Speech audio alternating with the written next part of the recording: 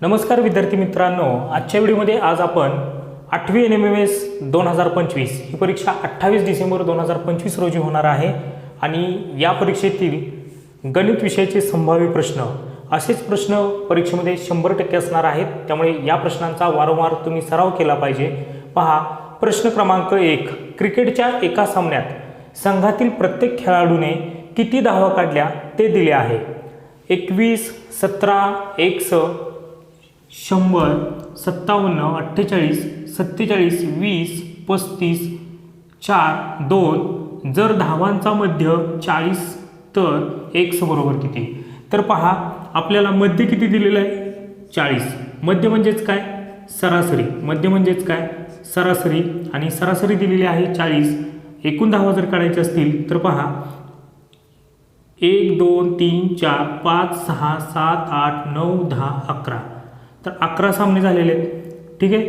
आणि 11 सामन्यामध्ये एकूण धावा किती झाल्या तर 11 गुणिले 40 करा, तर यांचा गुणाकार किती, 11 चौक 44 आणि हा 0। एकूण धावा किती असणार आहेत 440 धावा।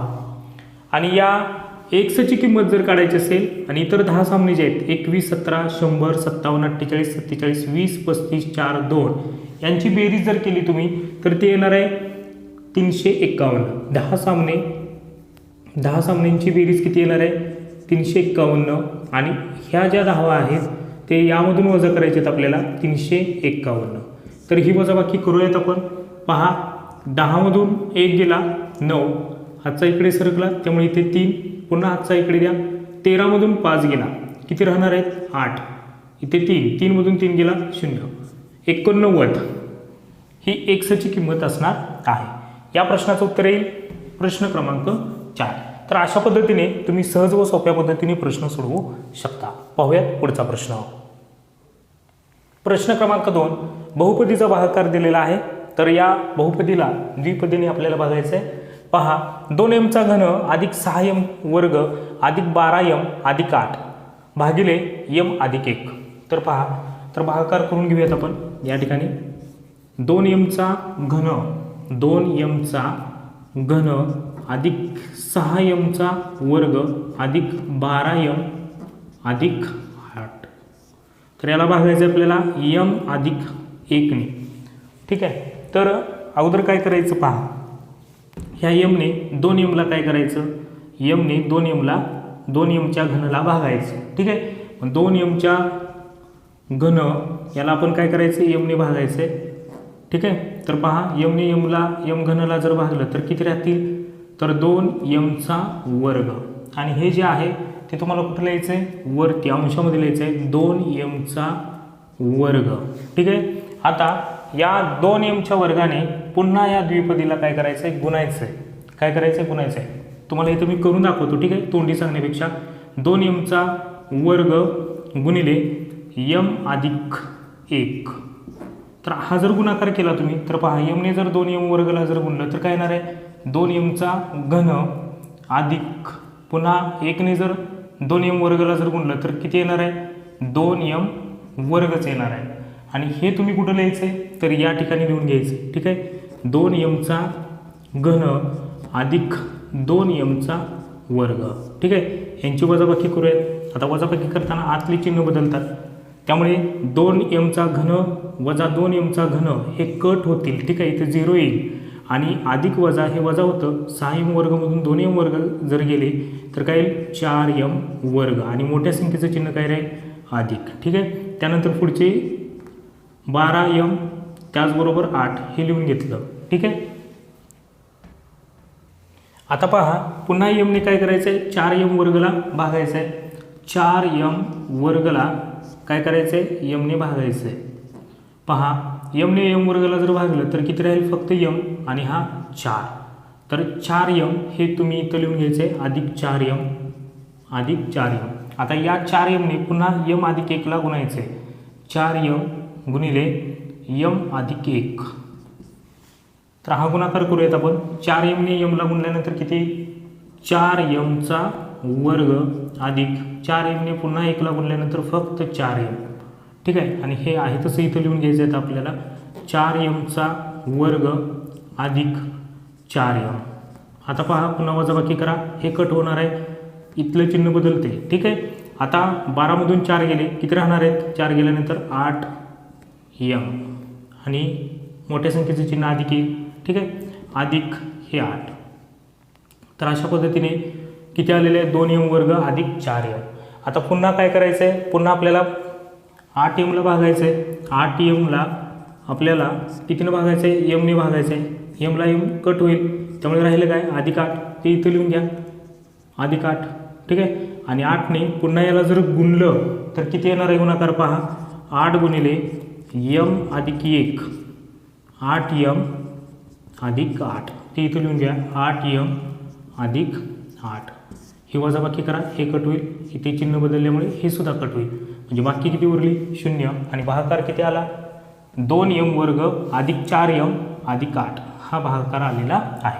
तर अशा पद्धतीने तुम्ही हा भागाकार करू शकता. जर तुम्हाला हे उदाहरण व्यवस्थित समजलं नसेल तर व्हिडिओ पुन्हा पहा, तुम्हाला हे उदाहरण समजून जाईल. आणि आपण अशा प्रकारची उदाहरणे पुढील भागामध्ये अजून घेतलेली आहेत, त्यामुळे तुम्हाला या घटकामधील प्रश्न सगळे व्यवस्थित समजून जातील. पाहूयात पुढचा प्रश्न. प्रश्न क्रमांक 3. एका वाहनाचा सरासरी वेग 24 किलोमीटर प्रति तास असताना काही अंतर जाण्यासाठी 12 तास वेळ लागतो. जर वाहनाचा वेग पूर्वीपेक्षा तिपटीने वाढवल्यास तेवढेच अंतर जाण्यासाठी किती तास वेळ लागेल? तर पहा, सुरुवातीचा जर वेग बघितला, एका वाहनाचा सरासरी वेग 24 किलोमीटर आहे. किती आहे? 24 किलोमीटर प्रति तास. 24 किलोमीटर प्रति तास हा सुरुवातीचा वेग आहे. आणि वेळ किती लागतोय? 12 तास. किती लागतोय? वेळ 12 तास. ठीक आहे. त्याच्यानंतर हा जो वेग आहे वाहनाचा पूर्वीपेक्षा तिपटीने वाढवला, म्हणजे 24 गुणिले 3 करा, वेग वाढवा. 24 त्रिक 72 किलोमीटर प्रति तास. ठीक आहे, 72 किलोमीटर प्रति तास. आणि वेळ किती लागेल तो काढायचा आहे आपल्याला. आता या ठिकाणी काय करायचं आहे? फक्त 24 गुणिले काय करायचं आहे? 12 आणि छेदामध्ये फक्त 72 घ्यायचं आहे, उत्तर येऊन जाईल. पहा, 24 एक 24, 24 त्रिक 72, 3 एक 3, 3 चौक 12, किती येणार तास? 4 तास. पर्याय क्रमांक 3 या प्रश्नाचं उत्तर येईल. तर अशा पद्धतीने तुम्ही प्रश्न सोडवू शकता. प्रश्न क्रमांक 4. त्रिकोण एबीसीची एपी ही मध्यगा आहे, जी हा मध्यगा संपादबिंदू आहे. एपी बरोबर 15 सेंटीमीटर असेल तर एजी बरोबर किती? तर पहा, समजा आपण एक त्रिकोण काढूयात. इथे पहा, हा त्रिकोण आहे आणि या त्रिकोणामध्ये जर बघितलं आपण नावे देऊयात ए बी सी. ठीक आहे. आणि ए पी ही काय आहे? मध्यगा आहे या त्रिकोणाची, त्यामुळे इथे पी घेऊयात. आणि जी हा काय आहे? मध्यगा संपादबिंदू जी. ठीक आहे. आता एवढं लक्षात ठेवायचं आहे तुम्हाला, ए जी आणि जी पी यांचं गुणोत्तर 2:1 असतं. ठीक आहे. आणि म्हणजे लक्षात ठेवायचं आहे की जी पीच्या दुप्पट ए जीचे गुणोत्तर असतं. तर पहा, आपल्याला काय करायचं आहे? तर ए पी बरोबर किती दिलेलं आहे? टोटल 15. त्यामुळे आपल्याला 15चे 2/3 काढायचे. ठीक आहे. 3 एक 3, 3 15, 5 दुनी किती झाले? 10. म्हणजे ए जी बरोबर किती असणार आहे? 10 सेंटीमीटर. आणि उरलेलं पहा, 15मधून जर 10 वजा केले तर उरलेलं जी पी हे 5 सेंटीमीटर असणार आहे. मग ए जी बरोबर किती दिलेलं आहे? ए जी बरोबर 10 सेंटीमीटर. पर्याय क्रमांक 4 या प्रश्नाचं उत्तर येईल. आणि जर तुम्हाला विचारलं जी पी बरोबर किती, तर किती आलं असतं? 5 सेंटीमीटर. तर अशा पद्धतीने हे प्रश्न सोडवायचे असतात. पाहूयात पुढचा प्रश्न. प्रश्न क्रमांक 5. एक्स वर्ग अधिक 10x अधिक 24 छेदामध्ये एक्स वर्ग वजा 16 भागिले 2x अधिक 12 छेदामध्ये x वजा 4. तर हा प्रश्न सोडवताना पहा, याचे अवयव कसे पडतील? तर पहिल्या कंसात x अधिक 4 आणि दुसऱ्या कंसात x अधिक 6. या ठिकाणी याचे सुद्धा अवयव जर पाडले आपण तर पहा, x अधिक 4 येईल इथे. ठीक आहे. आणि ते x वजा 4. ठीक आहे, वजा चिन्ह आहे त्यामुळे. आता या ठिकाणी भागाकाराचं चिन्ह आहे, त्यामुळे इथे गुणाकार व्यस्त होईल. अंशामध्ये x वजा 4 आणि छेदामध्ये काय येईल? तर या पद्धतीने लिहू शकतो आपण. 2 कॉमन काढलं तर या ठिकाणी x अधिक 6.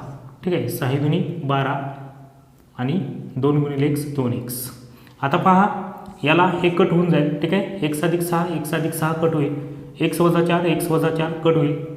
छेदामध्ये फक्त 2 राहते आणि अंशात 1 असणार. 1/2 हे या प्रश्नाचं उत्तर येईल. पर्याय क्रमांक 1 या प्रश्नाचं उत्तर येईल. तर अशा पद्धतीने अवयव काढून हा प्रश्न आपण सोडवू शकतो. पाहूयात पुढचा प्रश्न.